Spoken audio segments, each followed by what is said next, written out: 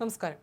CMRL കേസിൽ serious fraud investigation office സമർപ്പിച്ച prosecution കംപ്ലയിന്റിന്റെ പകർപ്പ് വിശദമായി പരിശോധിച്ച എൻഫോഴ്സ്മെന്റ് ഡയറക്ടറേറ്റ് മുഖ്യമന്ത്രിയുടെ മകൾ വീണ വിജയനെതിരെ കേസെടുക്കാൻ തീരുമാനിച്ചു. കുറ്റപത്രം കൈമാറാൻ വിചാരണ കോടതി കഴിഞ്ഞ ദിവസം ഉത്തരവിട്ടിരുന്നു. ED കൊച്ചി യൂണിറ്റിലെ അസിസ്റ്റന്റ് ഡയറക്ടർ പകർപ്പ് ഇന്നലെ തന്നെ കൈപ്പറ്റി. അതിനുശേഷമാണ് പരിശോധന നടത്തിയത്. കേസെടുക്കാൻ കേന്ദ്ര ധനകാര്യ മന്ത്രാലയത്തിന്റെ അനുമതി കൂടി തേടിയിട്ടുണ്ടെന്നാണ് സൂചന. അത് കിട്ടിയാൽ ഉടൻ അറസ്റ്റിലേക്കും ചോദ്യം ചെയ്യലിലേക്കും ED കടക്കും. മാസപ്പടി കേസിൽ കള്ളപ്പണം വെളുപ്പിക്കൽ നിരോധന നിയമം, വിദേശ നാണയ വിനിമയ ചട്ടം എന്നിവയുടെ ലംഘനമുണ്ടായി എന്നാണ് വിലയിരുത്തൽ.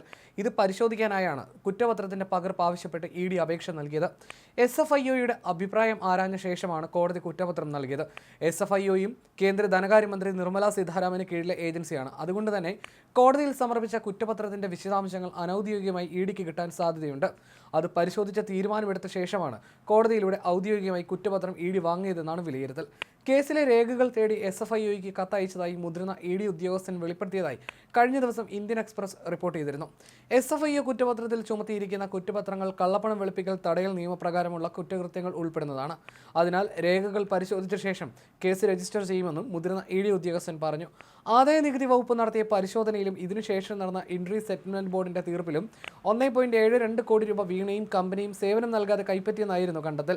വീണയ്ക്കും കമ്പനിക്കും രാഷ്ട്രീയ നേതാക്കൾക്കുമെല്ലാം ഇത്തരത്തിൽ പണം നൽകിയതടക്കം സ്വകാര്യ കരിമണൽ കമ്പനിയായ CMRL 197.7 കോടിയുടെ വെട്ടിപ്പ് നടത്തിയെന്നാണ് അന്വേഷണത്തിലെ കണ്ടെത്തൽ. തട്ടിപ്പ് നടത്തിയെന്ന് SFIO കണ്ടെത്തിയ നിപുണ ഇന്റർനാഷണൽ പ്രൈവറ്റ് ലിമിറ്റഡ്, സസ്ജ ഇന്ത്യ പ്രൈവറ്റ് ലിമിറ്റഡ് എന്നീ കമ്പനികളുടെയും ഡയറക്ടർമാർ ശശിധരൻ കർത്തയുടെ കുടുംബാംഗങ്ങളാണ്. കമ്പനികാര്യ നിയമത്തിലെ 447 വകുപ്പ് അനുസരിച്ചുള്ള കുറ്റമാണ് വീണയുടെ പേരിൽ ചുമത്തിയിട്ടുള്ളത്.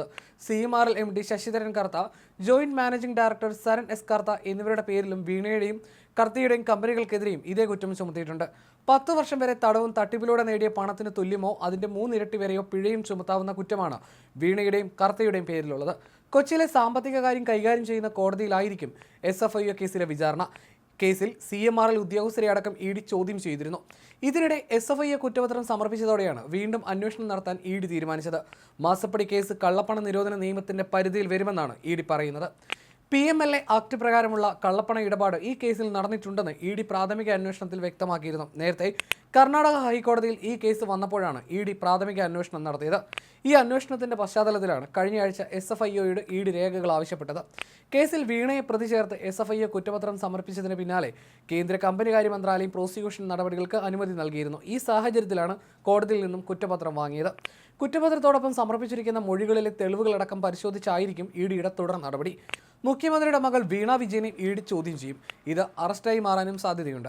അതേസമയം CMRL എക്സാലോജി കരാറിലെ SFIO റിപ്പോർട്ട് അന്വേഷണ റിപ്പോർട്ടായി പരിഗണിക്കാമെന്ന് വിചാരണ കോടതി വ്യക്തമാക്കിയിരുന്നു. കുറ്റം ചുമത്തുന്നതിന് മതിയായ തെളിവുണ്ടെന്നും കോടതി ഉത്തരവിൽ പറയുന്നു.